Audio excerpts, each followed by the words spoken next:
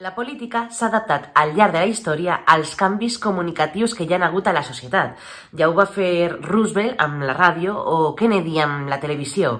Darrerament hem vist com Instagram s'ha consolidat com la xarxa per a la comunicació política, en la que es pot humanitzar els candidats i es poden establir relacions o mostrar una proximitat amb els seguidors, no? amb el futur electorat.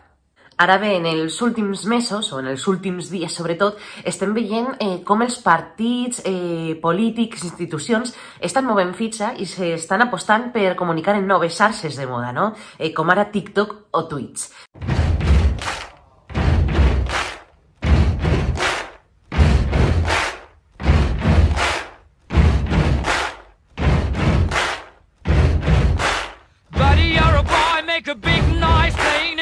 És imprescindible estar en aquestes xarxes? Què implica fer un pas endavant i estar a TikTok o a Twitch? Com hem de saber si hem de fer el salt, si hem d'arribar a aquestes xarxes? D'això i molt més parlarem en el vídeo d'avui, en el que donarem les claus per definir, per triar si hem d'estar o no en aquestes xarxes i a més analitzarem què estan fent els partits i institucions. Ens seguiu? Soc Teresa Ciges, benvinguts al canal de YouTube sobre comunicació política. Hem de tenir clar que en política és importantíssim arribar a noves audiències, a nous electorats, a nous públics objectius. I també cal saber que el que primer arriba té un avantatge competitiu respecte a la resta.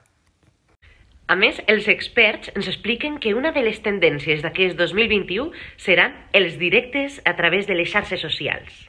Quina és la clau? Quina és l'estratègia? Quines coses hem de tenir en compte per saber si des d'un partit, una institució, un moviment social hem d'aterrar a una nova xarxa social que està de moda o no? Si t'interessa tot allò relacionat amb la comunicació política, no dubtes a subscriure't a aquest canal. Així estaràs al dia i a més ens ajudes a fer més gran aquest projecte. El primer pas que hem de fer per saber si hem d'estar o no a una xarxa, sens dubte, és definir la nostra comunicació, la nostra estratègia comunicativa. Saber a qui volem arribar, on volem anar, què és el que volem comunicar, però el primer que hem de tenir clar és això, els objectius de la nostra estratègia comunicativa. Què volem i a qui? Una vegada resolta esta primera qüestió, anem al segon pas. El segon pas és pensar, per exemple, imagineu que la vostra institució està molt empenyada o té moltes ganes en entrar a TikTok, no?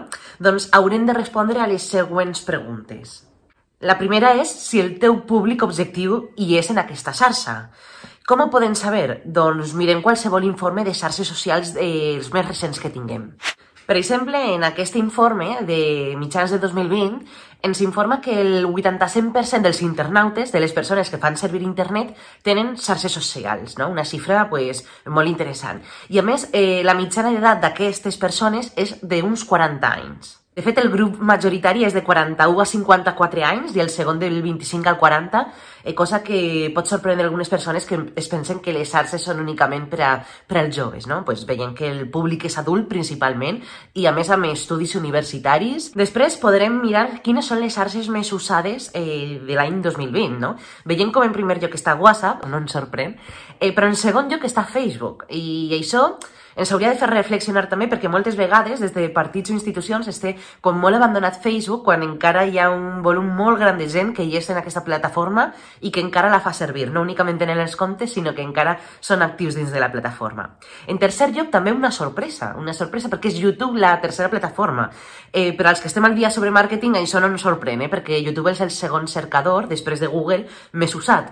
Però segurament també per als equips de comunicació o persones que interessades a difondre la política, doncs tampoc tenen aquesta xarxa molt activa, no? I és una xarxa que s'ha de tenir molt present, com veieu en aquesta estadística. En tercer lloc tenim Instagram i en quart lloc Twitter. També això per als partits que estan molt obsessionats de què es diu en Twitter, perquè veieu que Twitter és important, però que és la cinquena xarxa més usada, no? Per tant, moltes vegades s'ha de relativitzar les coses.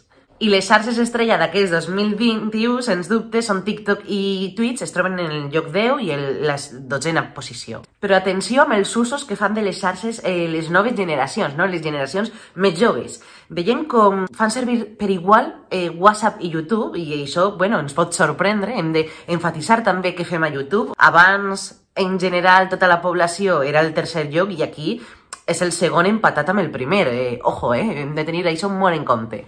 I el 34% dels joves fan servir TikTok i el 24% Twitch.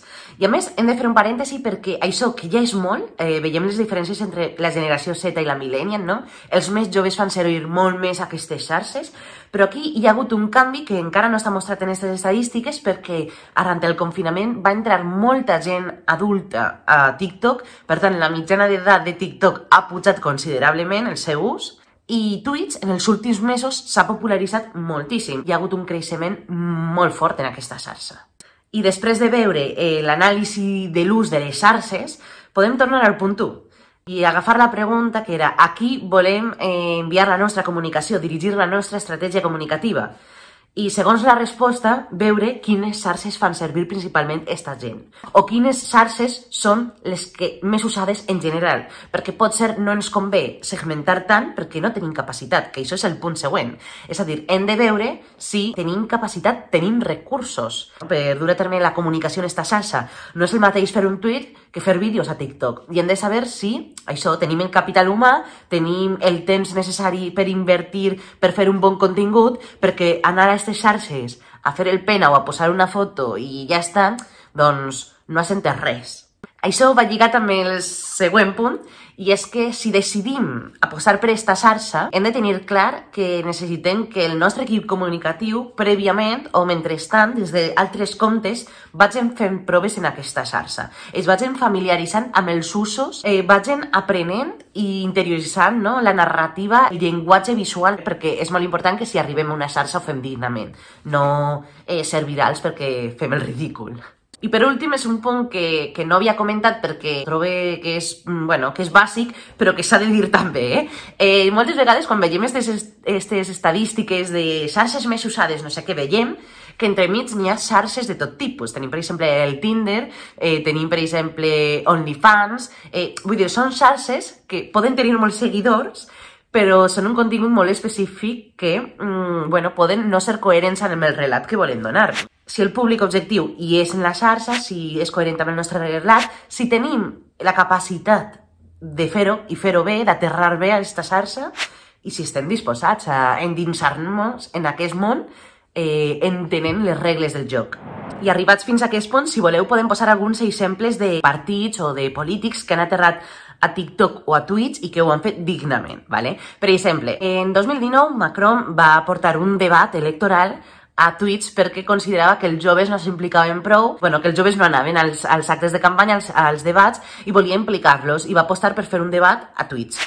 Altra persona que ho fa molt bé és Alexandria Ocasio-Cortez, que va començar a jugar a l'Animal Crossing i després, una vegada abans de les eleccions dels Estats Units, va començar a jugar a un joc i mentre jugava animava a votar als joves. I per exemple, recentment, dos governs han sumat també a l'aventura de Twitch, o almenys dos governs que jo conega, que són el govern britànic i el govern de Guatemala. També hi ha partits, Barcelona en Comú, per exemple, incorpora directes que es fan des d'altres xarxes, per exemple, des de reunions a través de Zoom o directes d'Instagram, els filtra, vull dir, sí que fa servir la plataforma, però no la fa servir amb les regles del joc de la plataforma.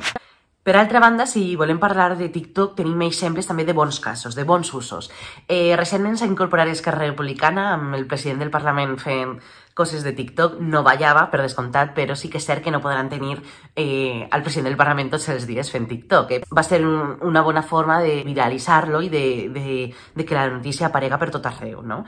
També tenim altres partits polítics que ho fan molt bé a TikTok, són Compromís, per exemple, parla del finançament, posa intervencions polítics seus, intercala a crítica amb sàtira política, no? Amb humor. Per tant, dona gust veure com ho treballen. De la mateixa forma que Barcelona en Comú, que fins i tot vincula notícies d'actualitat, graciosos del moment, i les vincula a l'obra de govern que estan fent. I gent que potser no ho fa tan bé, o li costa, o encara ho ha de fer millor. Pues, per exemple, seria Bildu, que únicament posa vídeos i els trasllada allí i ja està. Els populars, el Partit Popular tampoc és que brillen molt els seus TikToks. I, per exemple, Carles Puigdemont posa vídeos virals que s'han fet sobre la seva figura o sobre el seu partit, però sí que és cert que són vídeos que s'han viralitzat en altres plataformes, en altres llocs, i no respon a la narrativa visual de d'aquesta nova xarxa, no?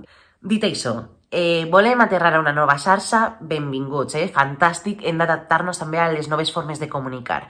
Ara bé, ha de respondre una estratègia, hem de tenir clar que volem estar, no pot ser una cosa de, pues ara faré un directe aquí i ja està, no? No, ha de respondre una estratègia pensada, planificada, ha de respondre també a quins públics volem adreçar-nos, pot ser no ens cal entrar a TikTok, però a Twitch sí, o pot ser al revés, no? Volem anar a un públic molt jove perquè som de les joventuts d'un partit polític i ens interessa moltíssim. També cada xarxa respon a uns criteris diferents, a uns objectius, per tant, bueno, penseu-ho, aquí teniu les claus de quins passos hauríem de fer, quins passos hauríem de donar. Si necessitem assessorar-nos, hem de fer. Crec que he donat algunes claus que us poden servir.